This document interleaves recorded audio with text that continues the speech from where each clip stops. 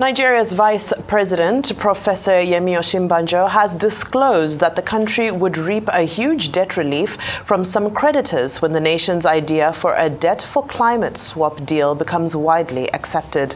The proposal, described as fresh thinking in Washington, D.C. by senior American government officials, was already receiving positive reviews, even as Osinbajo explained the potential for significant debt cancellation for African countries.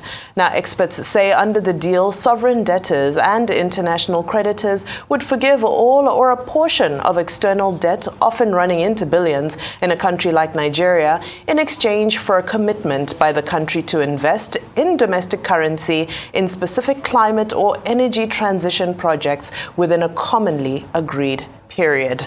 Now, we're joined in studio by climate finance advisor Dr. Olugbolahan Mark George, and we're going to be discussing this proposal by Vice President Osinbajo on a debt-for-climate swap deal.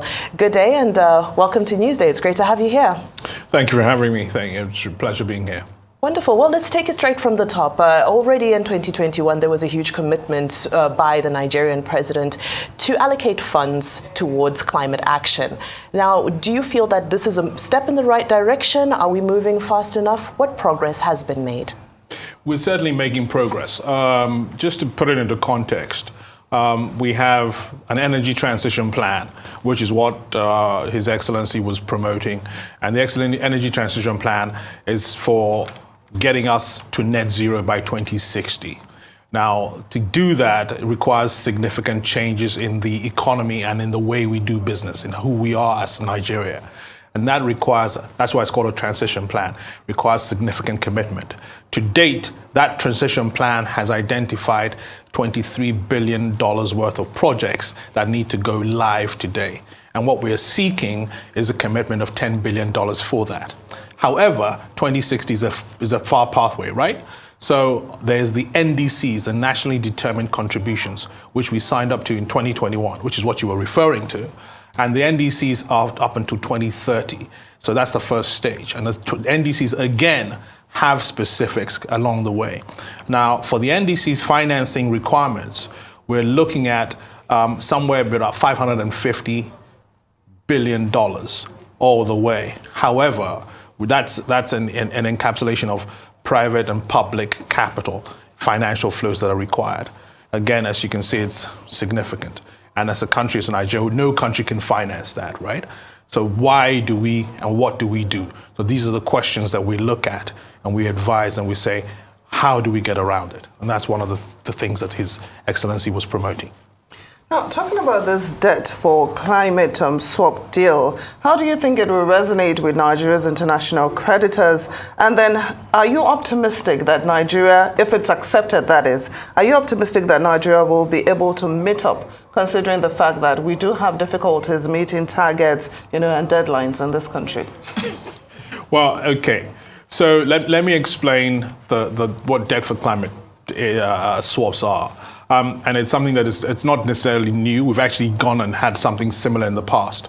If you recall, under Dr.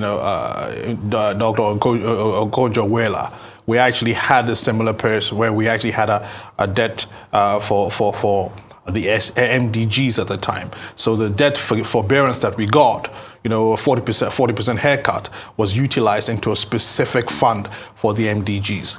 So we've done this before. So that answers the question is, can it be done? Now, if we go back into 2019, 2020, the G20 actually took an initiative, which was the DSSI, the Debt Service Suspension Initiative for low-income and highly indebted countries. Now, that was to target those 74 countries. But 70% of the debt stock globally is in middle-income countries, of which we are one. And so we didn't qualify. However, we're hitting a headwind. COVID, we've had climate change, second largest, highest, warmest years in recorded history. And now Ukraine, the physical room is just not there for us to mitigate. And that's the challenge we have. So it's not a Nigeria question alone. It's a middle income, low income conversation that needs to be addressed. And this is one method that is being put forward to say, let's have a global conversation to meet and to change, especially because It's about climate change, which is affecting everybody, and it affects every industrial nation. And we've seen the effects of this climate change. I mean, you just have to turn on your TV and see burning parts of Europe. And we know that most of the rich countries are pretty much responsible for a chunk of this. Correct. That is very true. But having said that, let's just focus and see everywhere in Europe or North America. Let's think about home. We've seen the disappearance of the Chad basins. We've seen, the rise of flooding. We've seen erosion. The Sahel, is increasing by 3% every year, which means the Sahara is coming in. And if we look down there, the seas are rising, so the Atlantic is coming up. And then, we're being squeezed. So Nigeria we need to take action for mitigation and adaptation. And we can't furnish it ourselves. So we need to actually, have a program that works. You've already alluded to the need for strong policy action. Now, what resistance is this facing from, earlier you also mentioned sort of corporate industry resistance. There's a way people are used to doing business in Nigeria. How are we bridging a gap between the way people are used to doing business and resisting the policies that will move us to where we need to go in order to meet some of these targets? Great. So one of the things that we've been able to do as a government is through the interventions we've put through, is to actually come up with a number of policies which are now being implemented. The Climate Change Act was signed by His Excellency President Buhari in post-COP26 in November last year. And that created a National Council on Climate Change for Nigeria. The Director General has just been appointed, and that deals with all the policy. However, we've also realized that we need to have an engagement with public-private partnerships, and that is happening at a greater level. The Ministry of Finance, the Ministry of Environment are engaging and have created something called the Climate Finance Database, which is a showcase of government projects that are available for public-private partnerships, and they're encouraging that, and we're working with that to promote that. So that's a very key aspect. Just to round it up, there has been a program of capital market engagement where private sector has been engaged primarily, and we have seen 2, 3, 4 different bonds released in the capital market, Access Bank and a few others, to do this. There are many more in the pipeline. Well, I'd like you to take you up a bit more on the energy transition plan. You understand we're going to be needing about $410 billion, and, per annum we're going to be looking at like $10 billion if we're going to meet this 2060 targets. How are we going to be raising the funds? How far have we even gone in raising the funds? So that's why we're saying, let's start with this energy compact. Let's start with this process, and let's prove and demonstrate that we're credible and we have a plan that can work. We've already raised 2 green bonds, and we were looking at doing the 3rd. And so that already shows the methodology. To date, at the launch of the energy transition plan, we already seen some commitments by private sector and also the World Bank. And so that's why His Excellency went on the engagement to start the roadshow. We're running up into COP27 in November, and that's the plan, to see that we have private sector get involved and be a part of this. Now, the projects that are being identified, like I mentioned earlier on, are commercial viable projects that will attract and would leverage upon the government's own physical resources such that we can get this going. And do you think we can get it done? We have no choice. We have to get it done. And how much time do we have? We know that you said it needs to be implemented immediately. And just like my co-host said, we know that there are bottlenecks that are quite significant to the way Nigerians do business. So what's the leeway we have? When is it way too late for us to do this? I mean, there's a global conversation on limiting 1.5 degrees emissions and warming, and the ICCC, UNFCCC speak to that. The reports are out on what needs to be done, and the Secretary General spoke about a climate crisis. So it's a global conversation, and the thing is that whatever Nigeria does must be done in conjunction with everybody else. That's why we have COP. The Conference of Parties, where we all sit and we agree and we work towards it. So the reality is that we have no choice in what we are supposed to do, and we have to be a member of it. That's why we're all agreeing and coming to an agreement and saying this is our position, this is how we need to do it, we need to work it. We've just seen recently, President Biden was able to push and get approval, for the largest bill that's ever come out. We've just seen the Chancellor Olaf in Germany just announced the 65 billion for the energy. The new Chancellor, the new Prime Minister, has already mentioned one of her first actions for the UK is going to be on energy. So it's a global conversation.